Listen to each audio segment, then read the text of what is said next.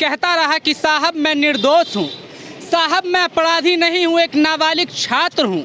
लेकिन पुलिस एक भी ना सुनी और उस लड़के को थाने में लाकर हवालात में बंद कर दिया। नमस्कार, मेरा नाम नफीस करीम है और आप देख रहे हैं नैतिक समाचार। एक युवक हमारे साथ है, ये आईएएस का तैयारी करने वाला मधुबनी जिले का होनहार छात्र विकास कुमार है। इस लड़के का इतना जुर्म है कि इसने फ्लिपकार्ट से एक प्लास्टिक का बंदूक मंगाया जो यूट्यूब का देशभक्ति वीडियो शूट करने के लिए। लेकिन पुलिस ने इतना ही गलती करने पर इसको हॉस्टल से जाकर गिरफ्तार कर और जेल भेज दिया। आपको हम पूरी कहानी बताते हैं, इनके गार्जियन है यहाँ, क्या कुछ कहते हैं और क्या कुछ मामला है। ये बताइए कि आपको प्लास्टिक का पिस्टल रखने के आधार पर जेल भेज दिया गया था जी। क्या मामला हुआ था बताइए।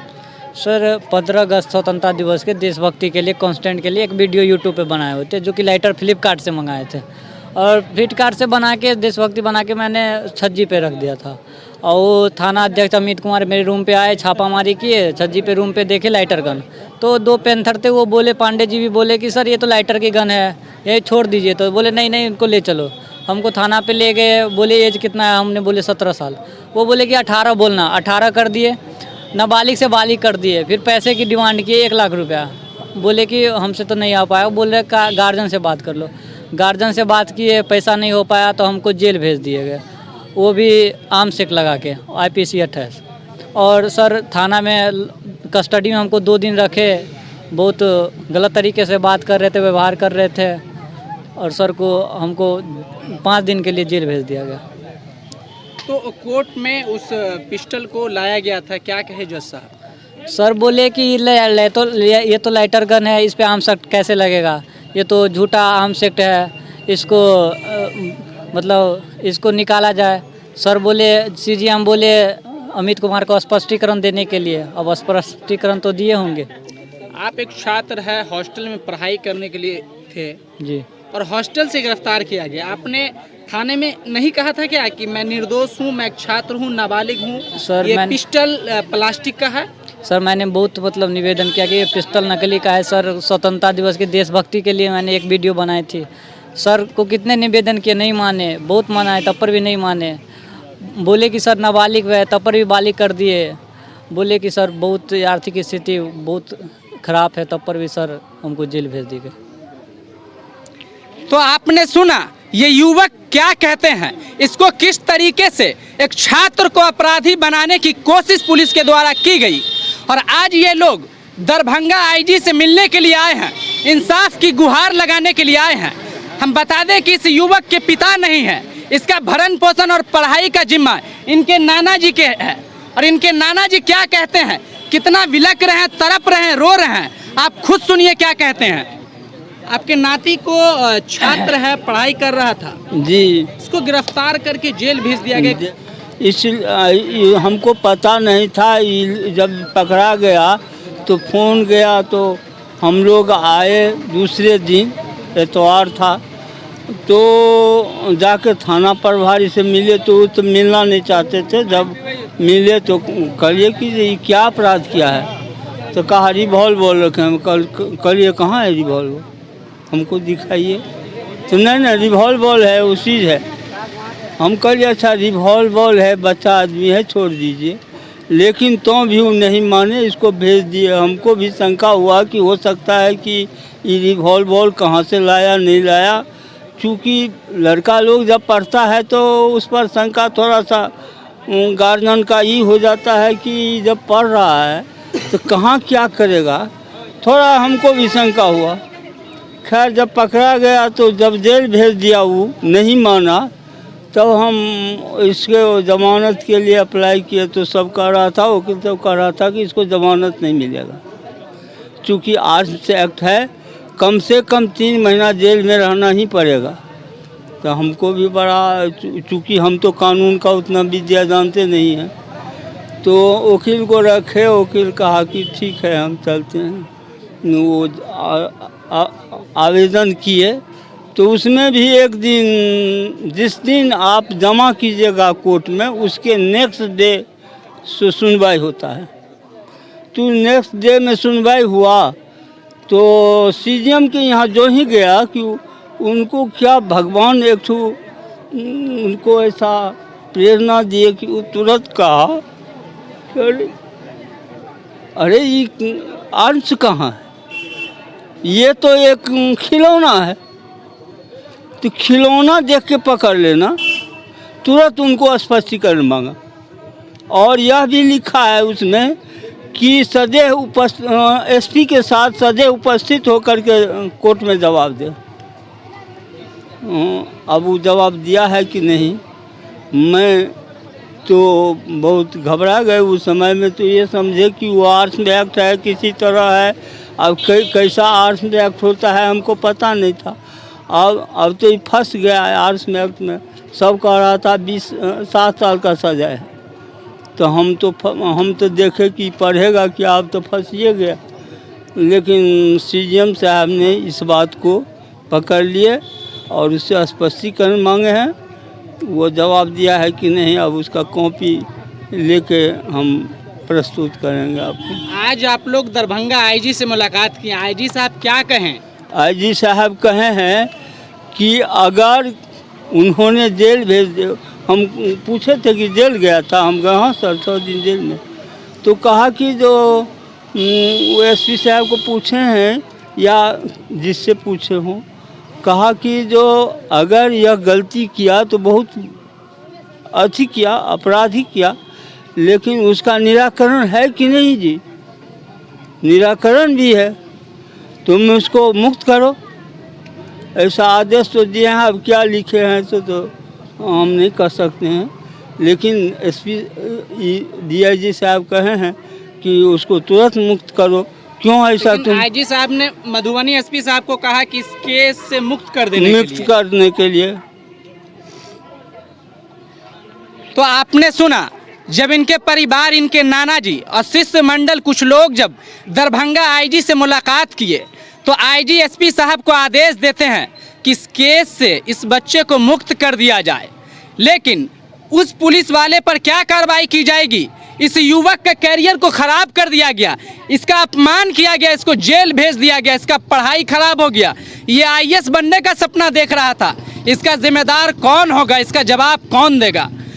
आज इस युवक के साथ आईजी से मिलने के लिए दरभंगा के सामाजिक कार्यकर्ता रविंद्रनाथ सिंह उर्फ चिंटू सिंह जी, ये भी इनसे बातचीत करते हैं। क्या कुछ कहा आईजी साहब ने?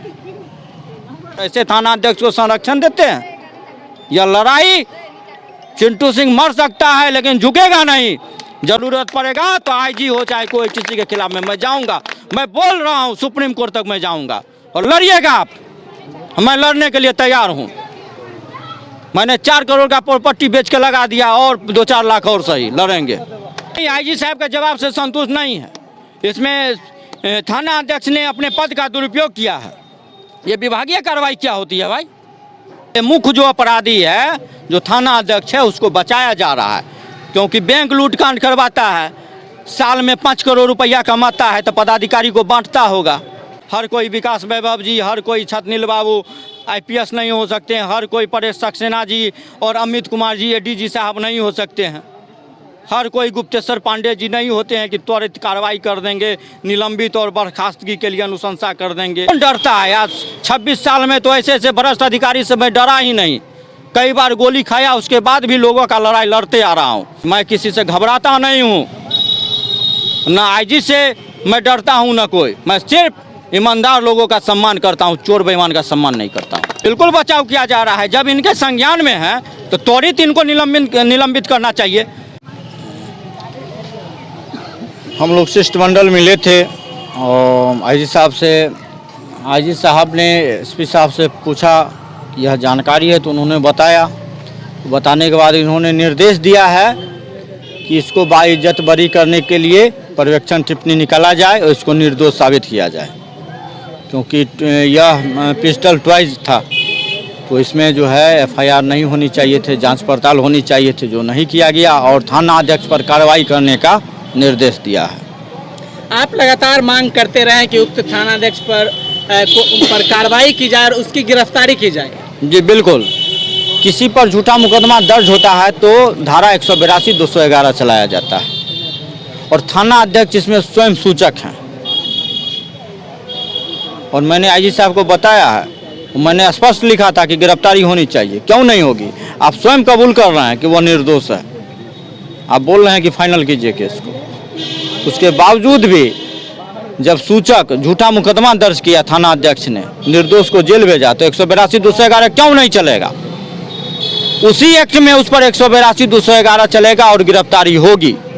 और मैं यह बोल रहा हूं, सुन रहे होंगे आईजी साहब, सुन लीजिएगा, माननीय हाई कोर्ट हो या माननीय सुप्रीम कोर्ट, मैं इस मुद्दा को लेकर जाऊंगा, उस समय आपको जवाब देना पड़ेगा, यह मेरा वादा है। स्वाभिमान की रक्षा के लिए मैं किसी भी पदाधिकारी से लड़ सकता हूं। कानून का पालन सबको करना है, आम जनता का हो चाहे आईजी को भी हो। आईजी कोई भगवान नहीं है, एसपी कोई भगवान नहीं है, सब जनता का रक्षक है, जनता का पैसा खाता है, सरकार वेतन देती है, किसी को फंसाने के लिए नहीं। अमित कुमार जैसे ऐसे भ्रष्ट थाना अध्यक्ष को संरक्षण देने के लिए नहीं।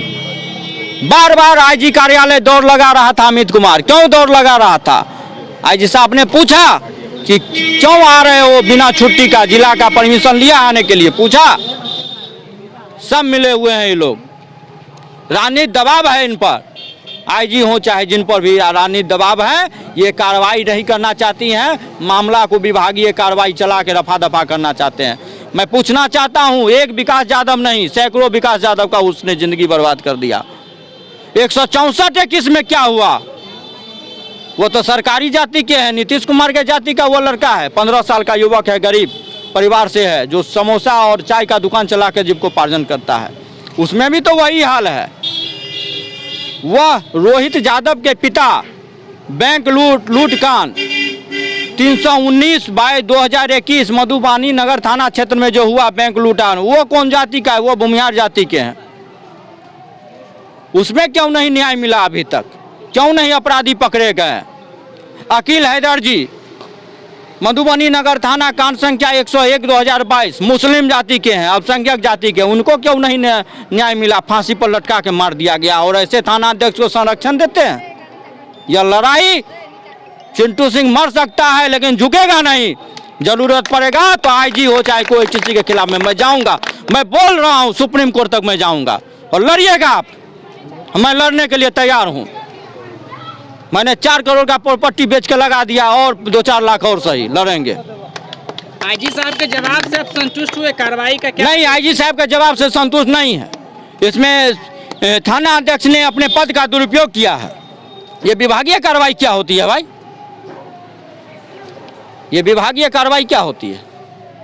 ये मुख्य जो अपराधी है, जो थाना अध्यक्ष है, उसको बचाया जा रहा है, क्योंकि बैंक लूटकांड करवाता है, साल में 5 करोड़ रुपया कमाता है, तो पदाधिकारी को बांटता होगा। तो ऐसे लोग तो कार्रवाई कर नहीं सकते हैं। हर कोई विकास वैभव जी, हर कोई छतनील बाबू आईपीएस नहीं हो सकते हैं, हर कोई परेश सक्सेना जी और अमित कुमार जी एडीजी साहब नहीं हो सकते हैं, हर कोई गुप्तेश्वर पांडे जी नहीं होते हैं कि त्वरित कार्रवाई कर देंगे, निलंबित और बर्खास्तगी के लिए अनुशंसा कर देंगे। नैयर हसनैन खान साहब नहीं हो सकते हैं। कहीं ना कहीं अंदरूनी गड़बड़ी है, इसलिए उचित कार्रवाई नहीं करना चाहते हैं। अब मैं खोल के बोलता हूं, और कौन डरता है यार? 26 साल में तो ऐसे भ्रष्ट अधिकारी से मैं डरा ही नहीं। कई बार गोली खाया, उसके बाद भी लोगों का लड़ाई लड़ते आ रहा हूं, चाहे वो मधुबनी जिला का हो, चाहे दरभंगा का हो या समस्तीपुर जिला का। मैंने सैकड़ों नौजवान बेरोजगार युवाओं को जिसको फंसाने का काम किया था, उसको न्याय दिलाने का काम किया है, जो मेरे सोशल मीडिया पर भी अपलोड है। और मैं किसी से घबराता नहीं हूँ, ना आईजी से मैं डरता हूँ, ना कोई। मैं सिर्फ ईमानदार लोगों का सम्मान करता हूँ, चोर बेईमान का सम्मान नहीं करता हूँ। क्या लगता है कि मुख्यमंत्री नीतीश कुमार कहते हैं कि सुशासन बाबू की सरकार है, ऐसे में उनके अधिकारी का इस तरीके से लगता है कि बचाव किया जा रहा है? बिल्कुल बचाव किया जा रहा है, बिल्कुल बचाव किया जा रहा है। जब इनके संज्ञान में है तो त्वरित इनको निलंबित करना चाहिए।